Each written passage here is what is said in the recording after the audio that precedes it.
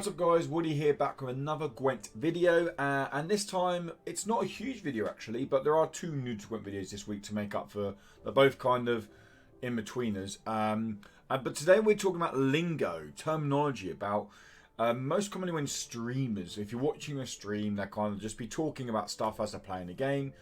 People in chat will be throwing stuff into chat, and you might be, as a new player, watching it going, what are they on about? I don't understand what they are saying. It makes no sense. What does that word mean? What does this word mean? And hopefully this will help you out. Hopefully this will help you understand it. Because I will say now, that's a video I plan to do in future, how to become a better player in Gwent. But one thing definitely is watching streams. Definitely watch streams of the high level players. Not me. Like, we're talking high level players. We're talking like if you want to watch the ambassadors, watch Ocean Mud for Monsters, go watch Pumpkin for Squirtle, or just people you connect with in a personality. But watching streams is a great way of learning the game better and seeing high level players playing the game basically. But anyway, that's a complete digression. I digress. There we go.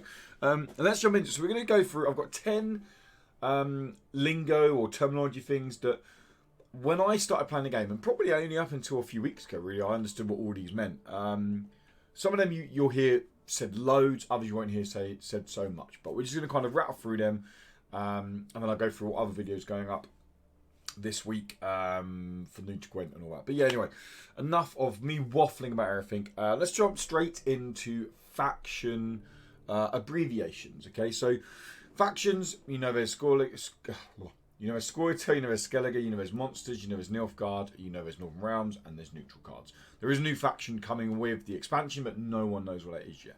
So, by abbreviations are people in chat more commonly. You don't say it, but when you see in chat, will be Nilfgaard will be NG. It's a pretty simple one. Northern Realms, NR. Squirtle is ST. Skellige is SK. Monsters don't really have an abbreviation. I've seen MN.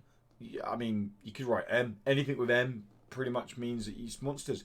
It's a very simple one. You guys probably picked up pretty damn quickly, but I have had some people in the past say, what does that mean? What does that mean? So just kind of get you up to speed. Real simple one straight off the bat.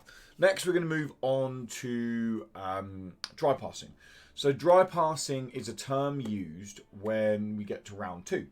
So round 2, let's say for example you win round 1 with 4 cards left in hand. The opponent has 5 cards left in hand. Going into round 2, you have 7. They have 8. You may have learnt by now, you may have seen by now, but whatever way around that is, the person with 7 cards normally 80% of the time passes to make sure then they get last play in round 3 and they draw to a full 10 card hand. Passing without playing a card is what we call dry passing. So if you ever hear someone say, I should just dry pass, I hope I get the dry pass, and you wonder what they mean, dry passing is passing round 2. You could pass round 1. I've genuinely had it happen to me, a dry pass round 1, which was very odd. Yeah, so you could, if you hear someone talk about dry passing, they're talking about passing without playing a card. Normally only done to keep card advantage, or to keep final play in round 3. Because obviously you play a card round 2. You have a chance of losing that power to play last card round 3. Roping. Roping is our third point, and this is one that I've heard it called lots of different things, and it's one that can frustrate a lot of players. And I'm going to give you some tips around it as well, some very basic tips. But roping is when people take their time on a turn. So on Gwent, on the side of the board, there's the timer going down. Roping is all to do with, if someone takes 30 seconds every turn to play a card, that's roping, okay? Now, there's 2 reasons people do this. There's one reason is they're just taking their time. Perfect example of this, there's a streamer and a very good Gwent player called Ryan Godric. Ryan Godric just takes his time. Like, I've played against him, and it's hard to not get frustrated. Not at him, I just want to point that out there. And I'm not getting annoyed at Ryan, but just because you want to play cards, you know your next move, you've worked out in your head with your combos. I'm going this card next. If he plays this, I'm playing this. You've worked out in your head. You just want to get going. Ryan Godric just takes his time, okay? So that's the one reason why people do it. They just take their time. They just like to read their cards, like to read the board, and they take their time. Another reason is people do it as a tactic to kind of grind you down. It's a little bit like the only comparison I can think of is it's almost like playing snookers in snooker. Whereas like you're doing it potentially is another shot on, but you're doing it to grind your player down. Now, it's not the best comparison, but it just means that we've all probably played in games, or you may play in games where the timer constantly goes, and then it takes a long time again, and a long time again, and you're just like, oh my god. And because you're getting bored, you might not think about your next play. You might just throw a card out there. You might misplay it on the wrong row. And that's kind of, some people do use it as a tactic. Genuinely, they use it as a tactic. I'm not sitting here saying use it as a tactic. I personally don't like it when they use it as a tactic. When I first played Ryan Godric, I thought he was using it as a tactic, but after watching his streams, after watching him play, I realised that no, it's just him. He just likes taking his time. If you are playing against someone who is roping, who takes a long time to play a card, do not get stressed. Just see it as they're taking their time. Even if they're emoting you and then they're roping and you're thinking these guys are just trolling me, just ignore them. I know it sounds hard and it is harder to do, but just ignore them. Just sit there, take your time, look at your cards, read the board, take that time to play your game. Because they're trying to think of more things than you. They're trying to think about what to play and thinking about grinding you out. Where if you just play your turn when it comes to your turn, you're only thinking about one thing. Simple as that. Okay, but that's roping when you take a long time to play a card. Tempo. What is tempo? This is one that's said all the time. Good tempo on the board. This deck's got bad tempo. This deck struggles for tempo. This deck has insane tempo round 1, slow tempo round 3. This deck needs tempo round 3. What does tempo mean? Tempo is quite simply numbers on the board. And by that we mean body. So, for example, we come down here. This is like a 12 points here. Big tempo, okay? If I was to be running Roach in my deck, for some reason in the Monsters deck, I'd play this. Roach come out. It's 15 points on the board in one play. That is big, big tempo, okay? A lot of your combo cards are a lot lower tempo. For example, Dandelion Poet.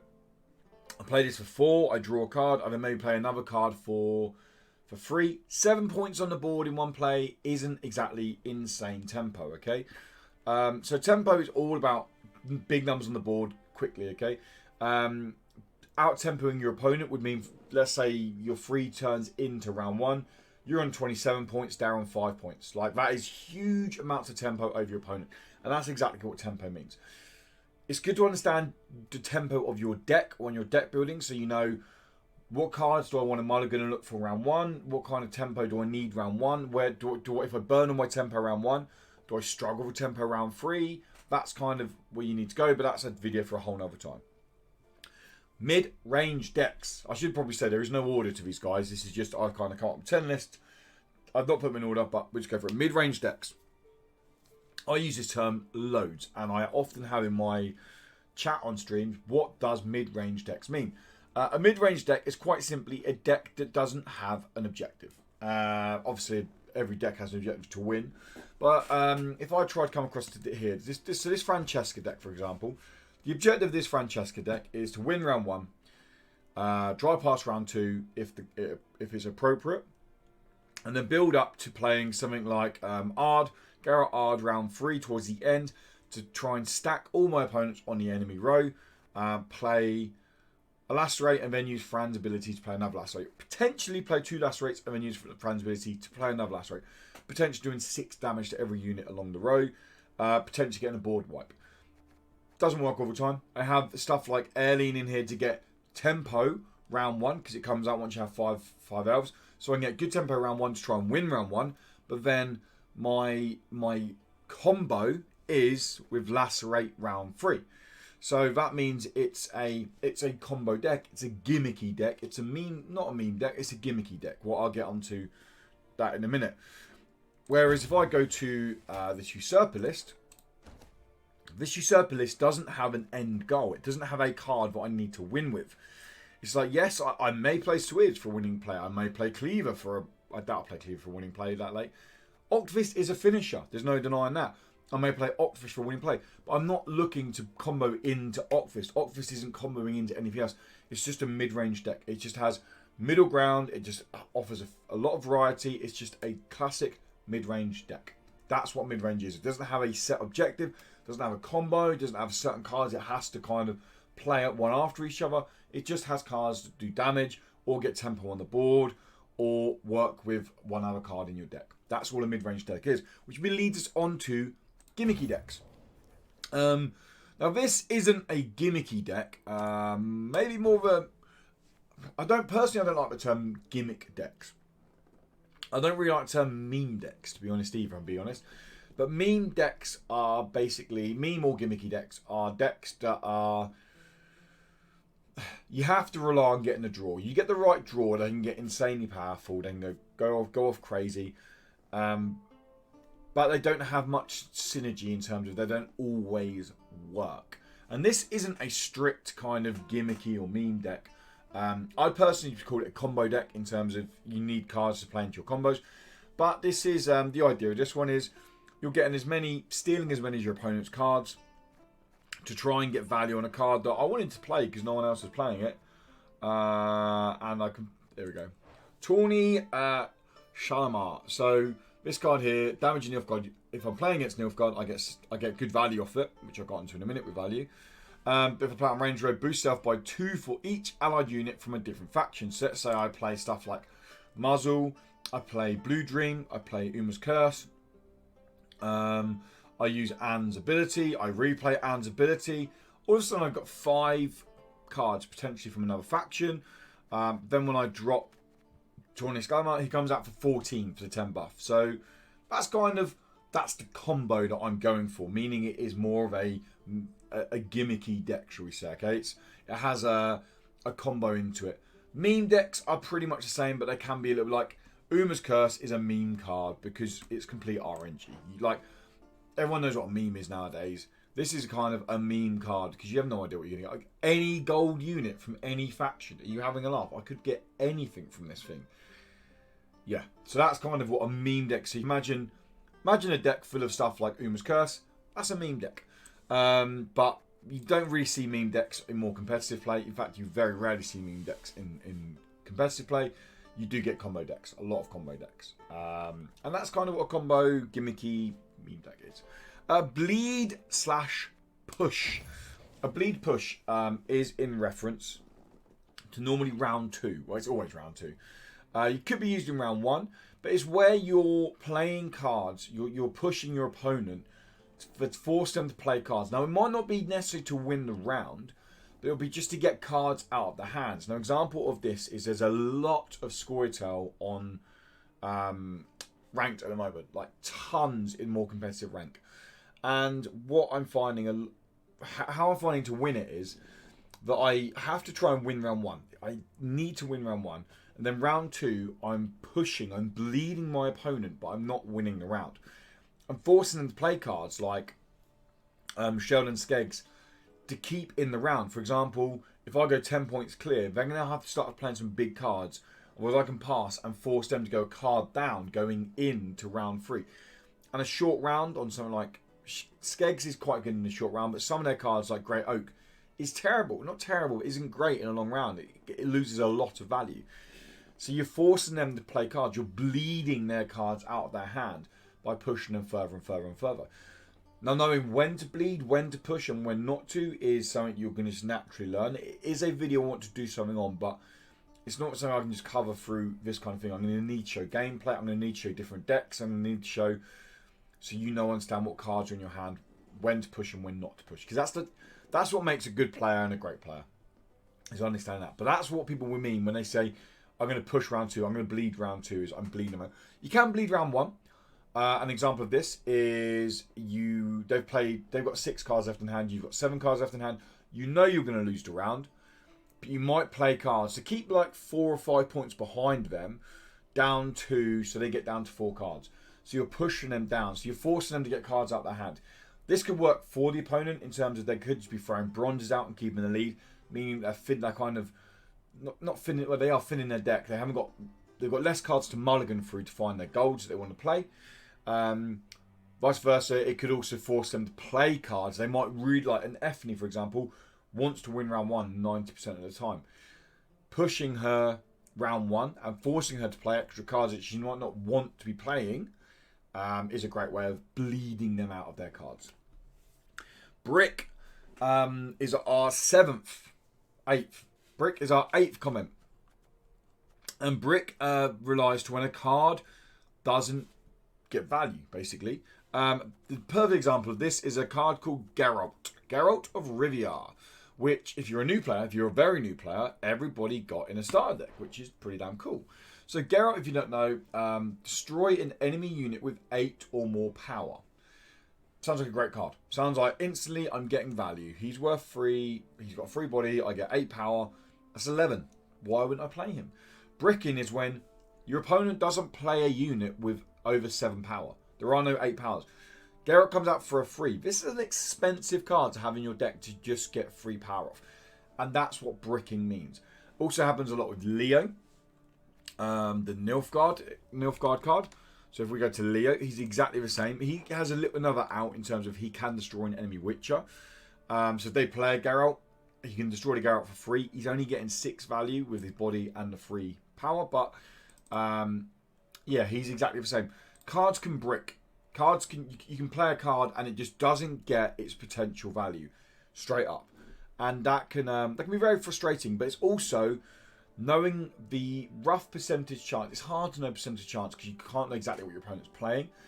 But normally, for example, if I know I'm playing against Northern Realms, I normally know there's going to be a card pushing.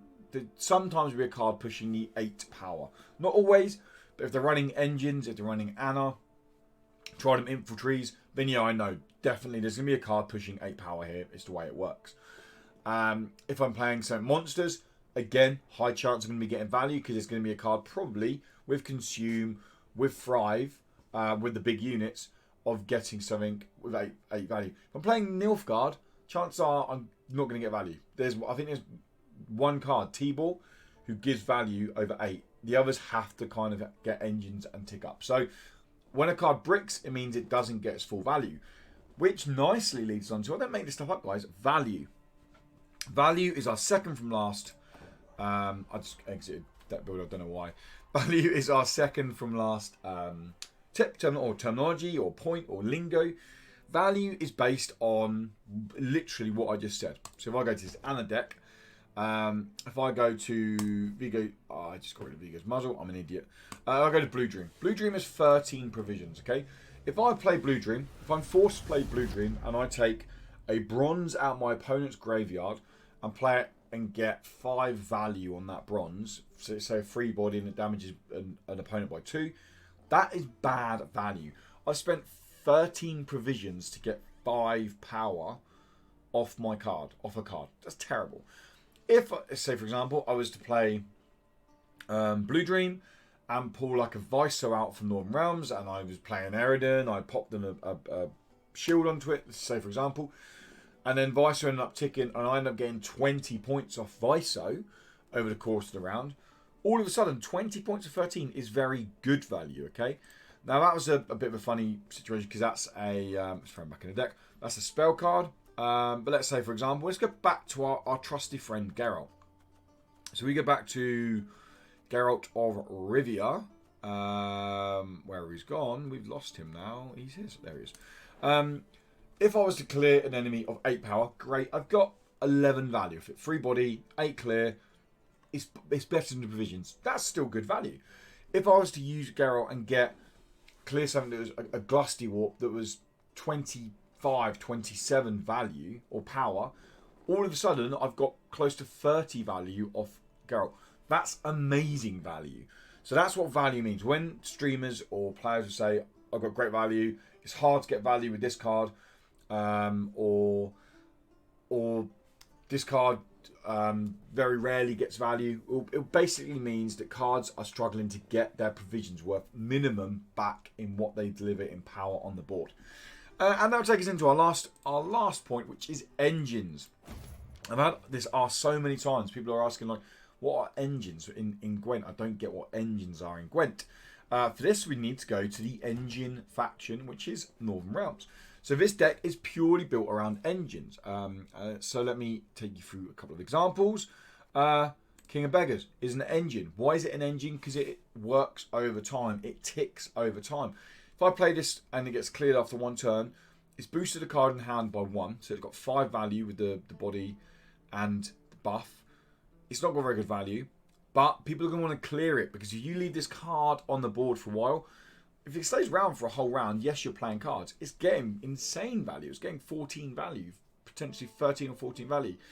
So that could be very, very powerful. Okay, I can also have cards that work better when they're buffed or boosted. So all of a sudden, that's getting more value off King of Beggars. So yeah, this is an example of an engine, a card that works over time. Another card I've got in here is Viso. Viso is like the king of Northern Realm engines. Every time someone plays a card, the opponent and yourself, it gets a charge. And that charge can be used to buff a player, buff an allied card. Again, it's an engine because it works over time.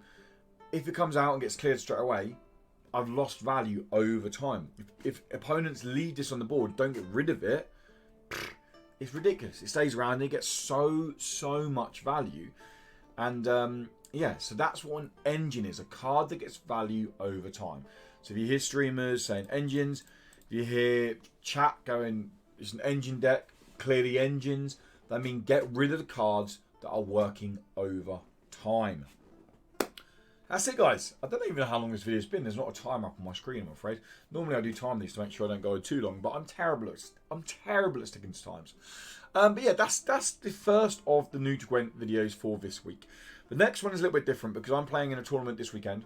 Nilfgaard Civil War. It's hosted by Marfius. I always pronounce his name wrong. Marfius, who, if you don't know or if you don't follow, guys, I strongly recommend you go follow him. He's a really cool YouTuber. He's a very good Gwent player.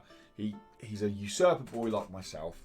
But he's hosting a Nilfgaard Civil War tournament, and I'm going to be playing in that. So the other videos are going to be, I'm literally going to be going and making 3 decks. We're going to make 3 decks together. You're going to kind of get an inside look into my mind and how I sit down and make these decks, the notes I'm making, everything like that. It could be a boring video. You might get something out of it. Who knows? But anyway, that's going to wrap up this video, guys. Thank you so much for stopping by. Thank you so much for watching. If you liked the video, if you found it helpful, if you found out learning some of the lingo in Gwent helpful, then let me know in the comments below. Also hit the like button because it makes me happy. For a new to Gwent video every week, and a deck video most weeks, then make sure you subscribe. And if you want to watch me play some Gwent, if you want to watch me compete in the Nilfgaard Civil War tournament, head over to twitch.tv/whatsupwoody, or the link is in the description. Follow me over there, and I'll be going live tomorrow, which is Saturday as of when this gone up, to be playing in that tournament. And I also stream every Monday night, every Wednesday night, and every Sunday. Wow, I just waffled on loads at the end. Anyway, guys, thank you so much for stopping by. Thank you so much for checking the video out. Hopefully you enjoyed it. And until next time, have a great day, morning, evening, whatever it is where you are. Goodbye, guys.